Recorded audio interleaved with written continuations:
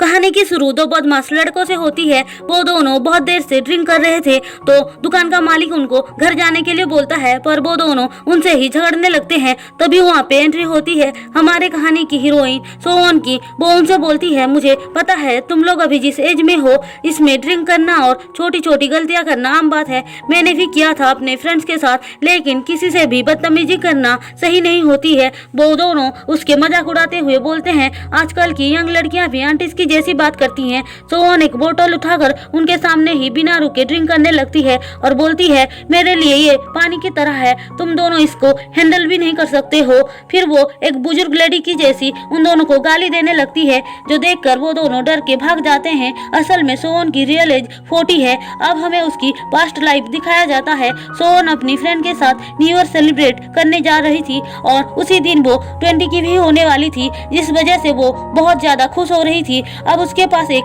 चुड़ैल आकर गम खरीदने के लिए बोलती है, पर वो गम खरीदने से मना कर देती है, लेकिन फिर भी वो उसे बार बार खरीदने के लिए बोलती है। दूसरी तरफ सोवन की फ्रेंड भी उसे बुला रही होती है और इसी हड़बड़ी में वो गलती से चुड़ैल को धक्का दे देती है। चुड़ैल इससे बहुत ज्यादा गुस्सा हो जाती है और बोलती है, तुम्हें क्या लगता है तुमने जिस फ्रेंड्स के लिए मुझे धक्का दे दिया वो हमेशा तुम्हारे साथ रहेंगे और तुम्हारी एज 20 ही रहेगी। सोवन उसकी बातों से बहुत परेशान हो चुकी थी, इसीलिए बोल देती है, आई होप ये सच हो, मैं 20 ईयर्स से ज्यादा होना ही नहीं चाहती हूँ। फिर वो अपनी फ्रेंड के साथ वहाँ से चली जाती है। उसके जाने के बाद चुड़ैल उस पे कुछ जादू करती है और गायब हो जाती है। इसके बाद उन दोनों को क्लब में एंट्री करने के लिए आईडी मिल जाती है, क्योंकि वो अब 20 की हो चुकी थी। वहाँ पे सोवन की फ्रेंड का बॉयफ्रेंड भी आया था। वो लड़का उन दोनों को अपने फ्रेंड यंगसुक से मिलवाता है। उसे देखकर सोवन को पहली नजर में ही प्यार हो जाती है। अब देखते ही देखते वो दोनों एक दूसरे के बहुत करीब आ जाते हैं। सोवन उससे पूछती है, क्या तुम हमेशा मुझे ऐसे ही प्यार करते रहोगे? यंगसुक हाँ बोलता है और खाना लेने के लिए बाहर जाता है। 2001 होने में बस कुछ ही टाइम बचे थे। सोवन उसे काउंटडाउन करने के लिए बुलाती है और दरवाजे के पीछे छुप जाती है उसे डराने के लिए। यंगसुक अंदर आता है और उसे देखकर बहुत बुरी तरह से डर जाता है। इसके बाद वो पुलिस को बुलाता है। पुलिस यंगसुक से पूछता है, क्या तुम इस लड़की को जानती हो? यंगसुक बोलता है, मैंने आज से पहले इस लड़की से कभी मिला भी नहीं था। अब वहाँ पे उसकी फ्रेंड भी आ जाती है और वो भी उससे पहचानने से इनकार कर देती है। पुलिस सोवन से उसकी आईडी मांगता है। सोवन उनको आईडी दिखाती है, पर नंबर गलत होती है। वो उन लोगों को बोलती है, अब मैं 20 ईयर की हो चुकी हूँ, आईडी पहले ही बन चुकी थी, लेकिन उसकी बातों पर कोई भी यकीन नहीं करता है। तभी वो एक ऑफिसर को पॉकेट में से गम निकालते हुए देख लेती है और उसको चुड़ैल की बातें याद आती है। इसके बाद वो घर जाती है, पर उसकी मॉम भी उसे पहचान नहीं पाती है। सोवन समझ जाती है ये सब चुड़ैल नहीं किया है। इससे वो बहुत ही ज्यादा टूट जाती है और रोने लगती है, क्योंकि अब वो इतनी बड़ी दुनिया में अकेली पड़ चुकी है। उसके फ्रेंड्स और फैमिली कोई भी उसे पहचान नहीं रहा है। अब हम प्रेजेंट सीन में उसे देखते हैं। वो ये सब बातों को याद करके बहुत ही ज्यादा सैड हो जाती है। तभी उसकी फ्रेंड वहाँ पे कुछ खरीदने के लिए आती है, जिसे देखकर सोवन इमोशनल हो जाती है। अब वो एक 40 ईयर्स ओल्ड लेडी बन चुकी थी। सोवन उसकी तारीफ करती है, जिससे वो बहुत खुश हो जाती है। इसके बाद वो काम खत्म करके बाहर आती है तो एक पोस्टर को देखती है, जिसमें उसे चुड़ैल दिखती है। आखिरकार इतने सालों के बाद सोवन को एक उम्मीद की किरण मिलती है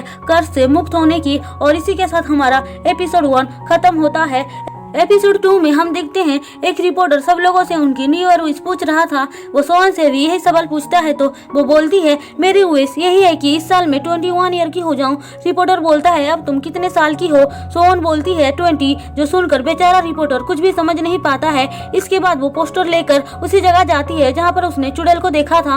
अब वो चुड़ैल को देख लेती है और उसका पीछा करती है, लेकिन वो किसी से टकरा कर नीचे गिर जाती है और चुड़ैल भाग जाती है। हम देखते हैं सोवन जिस लड़के से टकरा कर गिर गई थी वो दिखने में बिल्कुल यंगसुक जैसा था। सोवन उससे उसके डैड के बारे में पूछती है, क्योंकि वो सोच रही थी कहीं ये यंगसुक का तो बेटा नहीं है, लेकिन वो अपने डैड के बारे में बताता है तो सोवन समझ जाती है ये उसका बेटा नहीं है। फिर वो उस लड़के से रिक्वेस्ट करती है और वहाँ पे काम पे रखने के लिए बोलती है, पर वो लड़का मना कर देता है। सोवन टेंशन में आ जाती है, क्योंकि उसके पास इतने पैसे नहीं थे कि वो यहाँ पे बार बार पास खरीद के आ सकेगी। फिर वो एक जॉब इंटरव्यू के लिए जाती है, जहाँ पर उसके ही फ्रेंड्स होते हैं, लेकिन वो इंटरव्यू में रिजेक्ट हो जाती है। उसे याद आता है कैसे उसकी फ्रेंड क्लब में जाने के लिए डांस प्रैक्टिस करती थी। उसे डांस करना बहुत पसंद था।